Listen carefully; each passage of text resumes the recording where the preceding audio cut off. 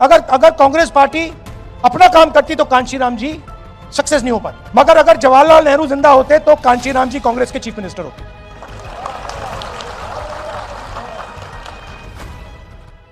भाषण देने से पहले मैं सोच रहा था कि अंबेडकर जी शिक्षा की बात करते थे, संगठित होने की बात करते थे, और जब कांशीराम रात में उत्तर प्रदेश में घूमते थे वो पेन लिए घूमते थे और वो कहते थे कि पेन होता है, लिखाई इस साइड से होती है, शाही इस साइड में होती है, निब इस साइड होता है, ऊपर से कवर लग जाता है 15% का, वो कहते थे। और वो ये भी कहते थे कि पेन को ऐसे होना चाहिए कि समाज का फायदा 15% को मिले मगर 85% को भी मिलना चाहिए, उसमें शामिल वो भी होने चाहिए। अब क्या हुआ, अब बीजेपी ने नया सिस्टम उठाया है। बीजेपी ने पेन और इसको अलग कर दिया, इसको पता नहीं कहां फेंक दिया और उसके लिए इसको लिए फिर रहे हैं।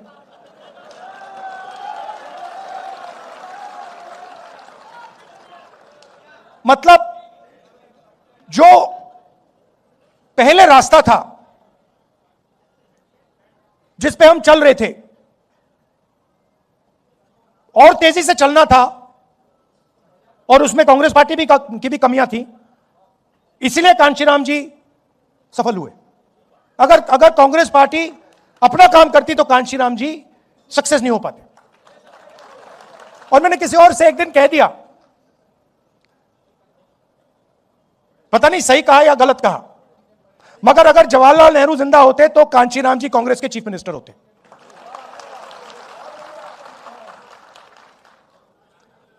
मगर कहने का क्या मतलब है, राजनीति में दो तरीके के लोग होते हैं। एक कहता है कि मुझे ऐसा पेन चाहिए, दूसरा कहता है मुझे ऐसा पेन चाहिए।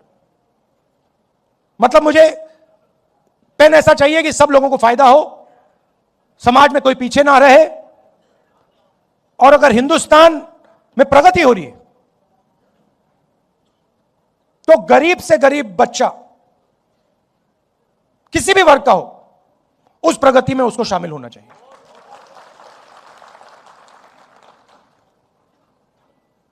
अगर हम हिंदुस्तान को आज देखें, हमारी संस्थाएं को आप देखिए,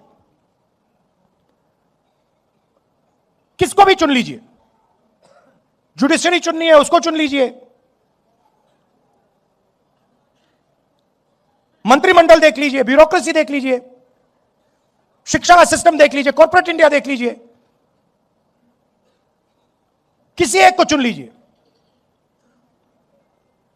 और थोड़ी सी गहराई में आप जाएंगे तो आपको दिखेगा 85% उसमें कहीं है ही नहीं। और अब हमने मन बना लिया है, कांग्रेस पार्टी ने मन बना लिया है कि जाति जनगणना होगा और दलितों को, पिछड़ों को, आदिवासियों को, अति पिछड़ों को, माइनॉरिटीज को हिंदुस्तान के पावर स्ट्रक्चर में जगह मिलेगी। और ये कुछ भी कह दे, कुछ भी कर दे, मैं इस बात को छोड़ने वाला नहीं हूं।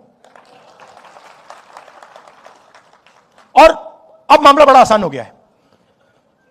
मामला क्यों आसान हुआ? क्योंकि उनका जो आदमी है वो कॉम्प्रोमाइज है, उसको पकड़ लिया हमने। अभी आपको पता नहीं लग रहा है मगर हमने उसको पकड़ लिया है। नहीं, वो पकड़ लिया है। मैं आपको बता रहा हूं, मैं आपको स्टेज से कह रहा हूं, साइकोलॉजिकली नरेंद्र मोदी खत्म है। राजनीति में हार पहले हो जाती है, हार पहले यहां होती है, मन में यहां पे हार हो जाती है, उसके बाद होना ही होना है। और आप ये समझिए कि कांग्रेस पार्टी के जो कार्यकर्ता हैं और जो हमारे दलित भाई हैं, आदिवासी भाई हैं, पिछड़े वर्ग के भाई हैं, जिन्होंने प्रेशर बनाया, उन्होंने नरेंद्र मोदी को खत्म किया। और मैं आपको बता देता हूं, देखिए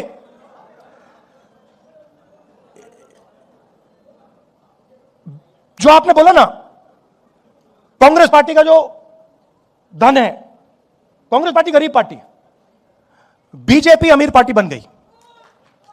और उसने क्या किया?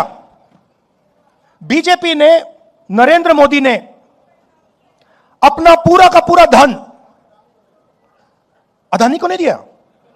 नहीं, ये वो है मोदी का, वो है बीजेपी का, अदानी का नहीं। वो सिस्टम पूरा बीजेपी का सिस्टम है। वो अदानी कंपनी नॉर्मल कंपनी नहीं है, वो ऐसे है, यूं है। और पूरा का पूरा जो स्ट्रक्चर है, फाइनेंशियल स्ट्रक्चर है, बीजेपी का फाइनेंशियल स्ट्रक्चर, वो अदानी कंपनी में है। और इस बात को अमेरिकनों ने समझ लिया और पकड़ लिया। इसलिए अमेरिका में केस किया है। भाई और बहनों, वो केस अदानी जी के खिलाफ नहीं है, वो केस सीधा मोदी जी के खिलाफ है। और वो केस मोदी जी को मैसेज है कि अगर आपने हमारी बात नहीं सुनी तो हम आपका पूरा का पूरा फाइनेंशियल सिस्टम खोल देंगे, हिंदुस्तान को दिखा देंगे। तो अब नरेंद्र मोदी जी हिंदुस्तान के प्रधानमंत्री नहीं रहे हैं, वो अब अमेरिका का काम कर रहे हैं। और जब मैं ये बात, जो काम 4 महीने के लिए रुका हुआ था, जो कॉम्प्रोमाइज आपने 4 महीने नहीं किया, वो आपने 15 मिनट में क्यों कर दिया? एप्स्टीन और अदानी और भी चीजें हैं जो मैं जानता हूं, मगर ये दो हैं, ये दो मेन चीजें, और फिर 2-3 और चीजें हैं। क्या दिया नरेंद्र मोदी ने? हिंदुस्तान का पूरा डेटा पकड़ा दिया। अगर अमेरिका को चाइना से मुकाबला करना है, चाइना के पास दुनिया का सबसे बड़ा डेटा का पैकेज है, नंबर 2 पे हिंदुस्तान का है। हिंदुस्तान के डेटा के बिना अमेरिका चाइना के सामने खड़ा नहीं हो सकता, सीधी बात है। नरेंद्र मोदी ने आप सबका डेटा, हिंदुस्तान की जनता का डेटा, सारा का सारा अमेरिका को दे दिया। हमारा डेटा अमेरिका कहीं भी रख सकता है, अमेरिका में रखना चाहता है अमेरिका में रख सकता है। 20 साल का टैक्स हॉलिडे दिया उनको, और हम अपने ही डेटा को चेक नहीं कर सकते। हम उनसे नहीं कह सकते भैया इस डेटा का ऐसे प्रयोग नहीं करोगे। गया, मानो सऊदी अरेबिया ने या रूस ने अपना पूरा का पूरा तेल अमेरिका को दे दिया। यह नरेंद्र मोदी ने किया। दूसरी बात, नरेंद्र मोदी जी ने कहा कि हर साल 9 लाख करोड़ रुपए का माल हम अमेरिका से खरीदेंगे। 9 लाख करोड़ रुपए का माल हम अमेरिका से खरीदेंगे। मैं आपसे पूछना चाहता हूं, अगर 9 लाख करोड़ रुपए का माल हम अमेरिका से खरीदेंगे तो हमारे बिजनेस क्या करेंगे? हमारे स्मॉल मीडियम बिजनेस क्या करेंगे? तो डेटा दिया, वायदा किया कि 9 लाख करोड़ रुपए का माल खरीदेंगे।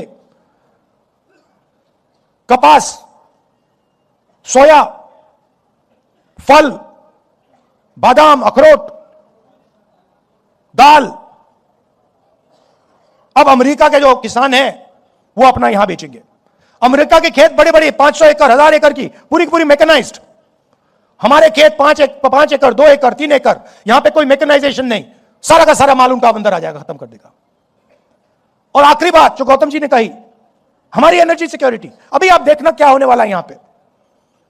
ये स्टेट ऑफ हॉर्मुज जो बंद हुआ है, अभी आप देखना हिंदुस्तान में क्या होने वाला है। अभी तो शुरुआत हुई है। क्यों? क्योंकि नरेंद्र मोदी ने हिंदुस्तान की एनर्जी सिक्योरिटी अमेरिका को दे दी। अमेरिका को कह दिया कि भैया आप बताओ हमें कि हम कहां से तेल खरीदें, कहां से गैस खरीदें। आप चाहते हो कि रूस से ना खरीदें, नहीं खरीदेंगे। चाहते हो ईरान से ना खरीदें, नहीं खरीदेंगे। चाहते हो इराक से ना खरीदें, नहीं खरीदेंगे। आप बोलो। ये चीजें नरेंद्र मोदी ने दी। लिया क्या? कुछ नहीं। हमारा जितना पहले टैक्स था उससे ज्यादा हो गया। हिंदुस्तान को यूएस डील से कुछ नहीं मिला, जीरो। अमेरिका को सब कुछ दे दिया। क्यों? क्योंकि नरेंद्र मोदी एप्स्टीन के कारण, अदानी के कारण, अपने फाइनेंशियल स्ट्रक्चर के कारण कॉम्प्रोमाइज्ड हो गए हैं। नरेंद्र सरेंडर हो गया है।